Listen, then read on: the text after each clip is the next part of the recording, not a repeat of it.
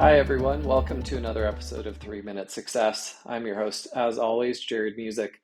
Today, we're talking about normalizing conversations around money inside the household.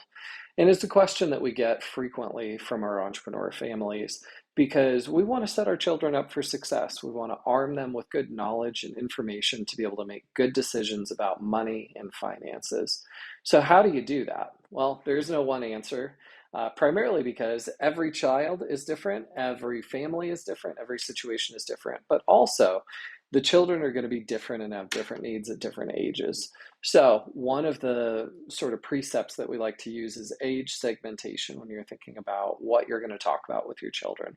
So, let's go with our first segment, which is we're going to call late elementary school, maybe fourth or fifth grade through middle school, so age 13.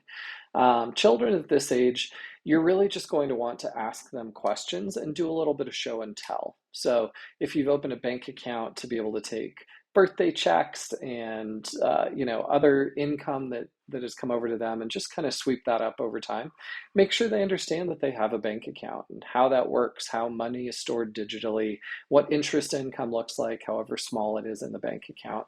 All of those different things are really great to be able to just say, well, here's what this is. Do you understand? Or what questions do you have? And really let them kind of drive and go down the rabbit hole.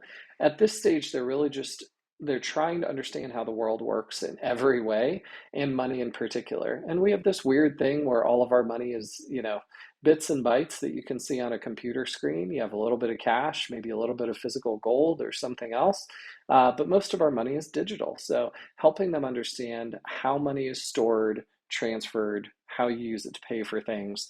That's really what the focus should be at this stage.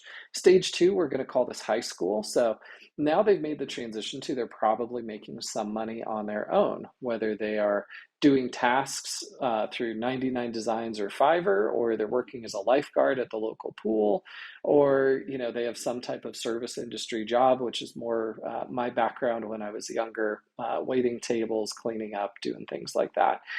They're now getting paychecks. Those paychecks need to go somewhere. There's taxes that are involved, and being able to explain to them on their pay stub what these different categories are, what they mean, why they're there. That's a great place to start. They may have investing clubs in high school. They may want to start a small investment account. That's a great time to be able to just continue to let them drive and try and understand what's going on. Throughout this process, you really want to talk about philanthropy, giving, gifting, all of that. One of the most rewarding things that we see is bringing children into the family giving conversation. So, what do we want to fund this year? Why are we going to fund that? Are we going to volunteer? Are we going to give cash? Are we going to give other things? That's a great way to look at volunteerism and, again, a money concept that's in there. You don't want to overload them. Being able to educate them about, hey, if anything happens to us, here's what guardianship looks like. Here's who your guardians would be until you turn 18.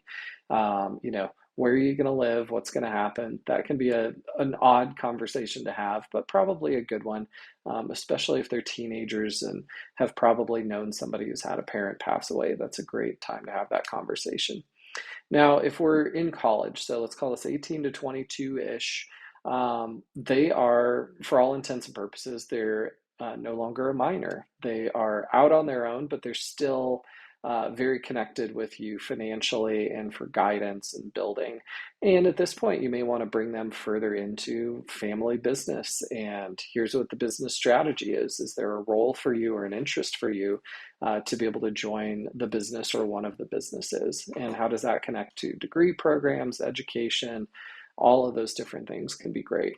We start to see more involvement on philanthropic pieces. We start to see more involvement that, hey, if you still have younger siblings, if we pass away now, you would actually be their guardian until their age of majority.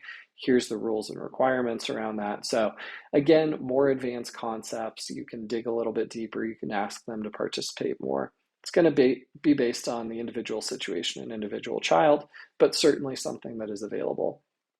Now, final phase, early 20s, postgraduate, you're probably helping them understand pay stubs, 401ks, health benefit elections.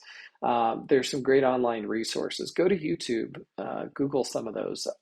There's some great training courses that you can send them.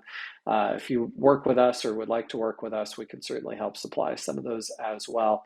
But really, you're guiding, you're not so much answering at this point. So if they come to you with a question that they don't know how to answer, ask them, great, how do you want to learn more about that? What's your next best step to be able to find more information? So you're helping them ask better questions of themselves, not necessarily giving them the answers, and they're getting more and more involved. So hope that was helpful. Our 3-minute success is well over time today. But this is one of the most fun topics that we get to work with our client families on. So think about age segmentation, what you're trying to achieve in bringing your children into money conversations, and keep those conversations open. They're a great way to transfer knowledge, responsibility, all of those good things. Thanks so much for giving me some of your time. Be back with you again soon.